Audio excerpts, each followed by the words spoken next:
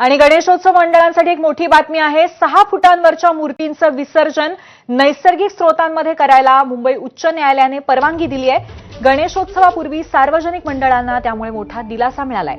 तर 6 फुटांपर्यंतच्या मूर्तींचं विसर्जन कृत्रिम तलावामध्येच करणं बंधनकारक असेल।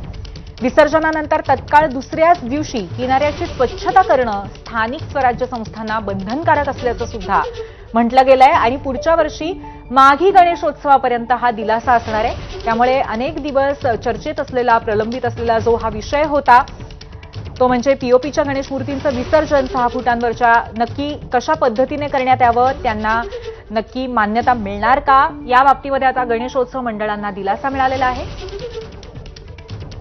आपले प्रतिनिधी सचिन गाड आपल्याला या संदर्भात अधिक माहिती देतील। सचिन,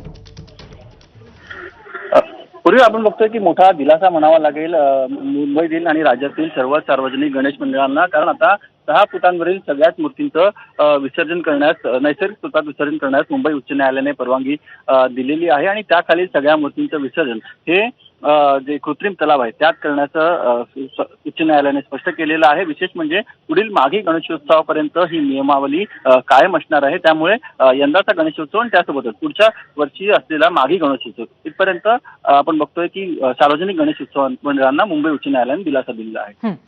धन्यवाद सचिन आपण दिलेल्या माहितीबद्दल। त्यामुळे आता 6 फुटांपर्यंतच्या मूर्तींचं विसर्जन हे कृत्रिम तलावात करणं बंधनकारक असेल, परंतु 6 फुटांवरील मूर्तींचं विसर्जन हे नैसर्गिक स्रोतांमध्ये करता येणार आहे। त्यामुळे उंच गणेश मूर्ती असलेल्या मुंबईच्या आणि त्याचबरोबर महाराष्ट्रातल्या सर्व गणेश मंडळांच्या दृष्टीने एक दिलासादायक अशी बातमी आहे।